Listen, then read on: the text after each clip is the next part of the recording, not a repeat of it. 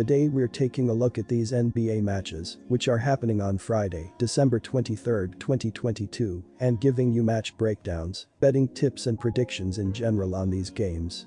Welcome back to High Stakes.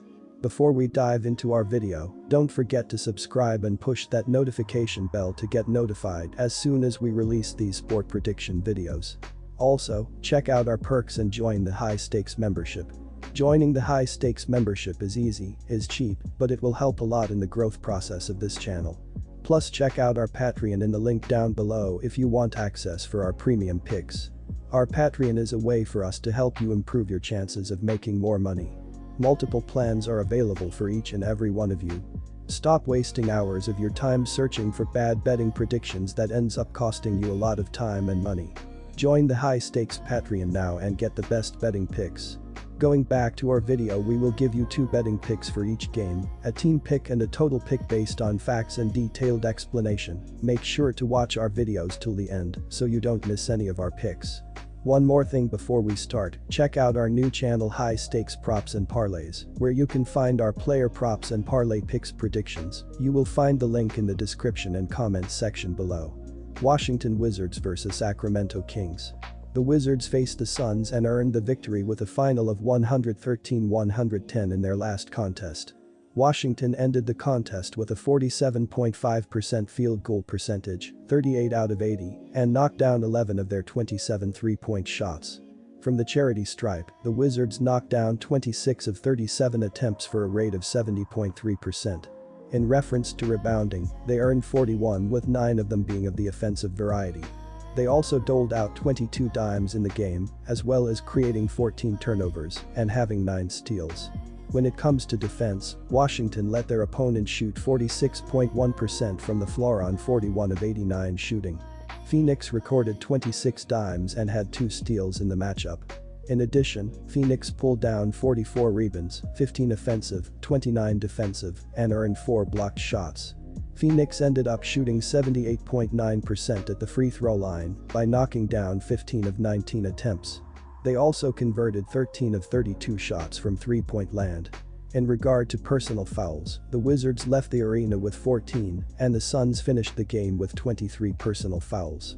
When they last stepped on the court, the Kings got the win with a final of 134-120 when they played the Lakers. In reference to how they rebounded, Sacramento permitted Los Angeles to grab 39 overall, 5 on the offensive glass. They went 45.8% from beyond the arc by shooting 11 of 24 and ended up going 25 out of 30 at the free throw line, 83.3%. The Kings allowed the Lakers to bury 42 out of 84 tries from the field, which gave them a percentage of 50.0% in this matchup. When this game wrapped up, the Kings finished 48 out of 95 from the field, which had them shooting 50.5%. When talking about shooting from beyond the arc, Sacramento knocked down 17 out of 47 attempts, 36.2%. They were able to knock down 21 of the free throws for a clip of 75.0%. The Lakers had 24 personal fouls for this game, which took the Kings to the free throw line for a total of 28 tries. They turned the ball over 12 times, while getting 6 steals in the matchup. The Kings were able to collect 36 defensive rebounds and 10 offensive boards, for a total of 46 in this contest. Washington is a poor transition defensive team coming off a tough loss at Utah. It's never easy going from the high altitude to playing a fast, athletic young team with a fast point guard in Fox. The Wizards have to face that speedy team tonight after getting no rest. Porzingis will likely not play due to illness. Why would he travel? And that means Sabonis can dominate the paint and take Daniel Gafford outside it. Beal also has missed a ton of games due to injury, so playing a back-to-back is not easy. Our first pick is Sacramento -8 points. The Kings are the best scoring team in the NBA, and they will continue to score on Friday night. The Wizards have been dreadful on defense as they are the 3rd worst team in the NBA in defending the three-point line. The over is 36-17 in the Wizards' last 53 games playing on 0 days rest. The over is 6-1-1 in the Kings' last 8 home games versus a team with a road winning percentage of less than .400. Our second pick is over 234.5 points. Toronto Raptors vs Cleveland Cavaliers. The Raptors faced the Knicks and took home the win by a score of 113-106 in their last contest. When talking about personal fouls, the Raptors finished with 16, while the Knicks totaled 19 personal fouls. They converted 11 of their 26 attempts from three-point range. New York ended up going 61.1% from the free throw line by burying 11 of 18 shots. In addition, New York totaled 38 rebounds, 9 offensive, 29 defensive, and added 4 rejections. New York recorded 25 assists and had 2 steals for the contest. In relation to defense, Toronto allowed 55.3% from the floor on 42 out of 76 shooting. They also recorded 17 assists for the game, as well as forcing 16 turnovers and getting 7 steals. In relation to hauling and boards, they compiled 38 with 16 of them being of the offensive variety. At the charity stripe, the Raptors knocked down 20 of 22 attempts for a percentage of 90.9%. Toronto finished the contest having earned a 44.7% FG percentage, 42 of 94, and made 9 out of their 34 shots from three-point land. The last time they took the court, the Cavaliers got the victory with a final of 114-106 against the Bucks. Regarding how they rebounded, Cleveland allowed Milwaukee to get 46 in all, 13 on the offensive side. They went 43.3% from three-point range by shooting 13 out of 30 and walked away from this one shooting 15 of 22 at the free throw line, 68.2%. The Cavaliers allowed the Bucks to convert 39 of their 83 attempts from the floor, which gave them a rate of 47.0% in this contest. When the game finished, the Cavaliers walked away from this one shooting 41 out of 85 from the floor, which gave them a shooting percentage of 48.2%. In regard to three-point attempts, Cleveland converted 10 of 32 tries, 31.3%. They were able to bury 22 of the free throws for a rate of 78.6%. The Bucks committed 23 fouls for this game, which took the Cavaliers to the charity stripe for a total of 28 shots. They also turned the ball over 10 times, while getting 8 steals in this game. The Cavaliers were able to collect 28 defensive rebounds and 9 offensive rebounds, for a total of 37 for this game. The Cavs have been the best home team in the NBA this year, where they are 16-2. Cleveland has been much better defensively when playing at home, and the Cavs come into this game fully healthy as well. Toronto is healthier now after getting Siakam back, but Anunoby is still out, and this team doesn't have good depth. The Raptors have struggled to defend since Siakam went out a couple weeks ago, and their defense has continued to be an issue even with him back. Anunoby has also been a key part of the team, particularly on defense, and he will likely be out again for this game. Our first pick is Cleveland -4 points. The Raptors have been playing faster over the last 2 weeks, and they've struggled defensively during their losing streak as well. Toronto ranks 25th in total pace, and Cleveland ranks 30th in total pace, but the Raptors have played more up-tempo over the last several weeks. Toronto has given up 115 points or more in 3 of their last 5 games.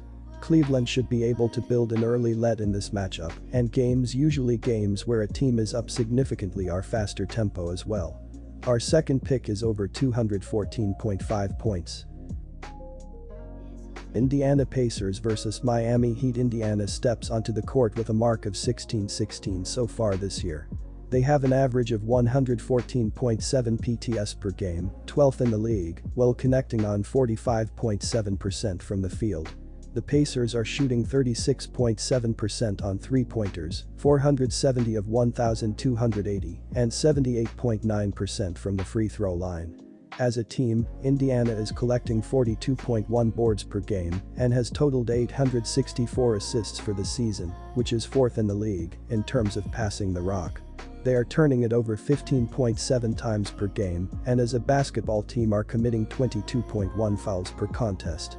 When they are on defense, the Pacers have forced 16.3 turnovers per game and they draw 20.2 fouls. They are ranked 17th in the league in giving up assists to their opponents, with 800 relinquished this year. The Pacers' defense is allowing a field goal percentage of 46.7%, 1,310 of 2,808, and they concede 46.1 boards per contest as a squad. They concede 36.3% on three-point shots, and they rank 21st in basketball in opponents' PPG, 115.5. In their last game, the Heat took a defeat with a final score of 113-103 when they played the Bulls.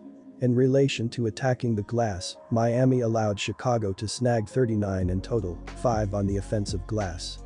They finished 41.9% from beyond the perimeter by connecting on 13 out of 31 and walked away from this one shooting 20 of 24 at the charity stripe, 83.3%.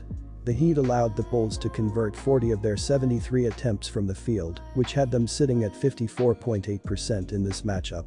When the final whistle blew, the Heat ended up going 38 out of 81 from the field, which had them shooting 46.9%. In the matter of shots from distance, Miami made 15 out of their 44 attempts, 34.1%. They were able to make 12 of the free throw tries for a clip of 70.6%. The Bulls committed 16 personal fouls for the matchup, which took the Heat to the free throw line for a total of 17 attempts.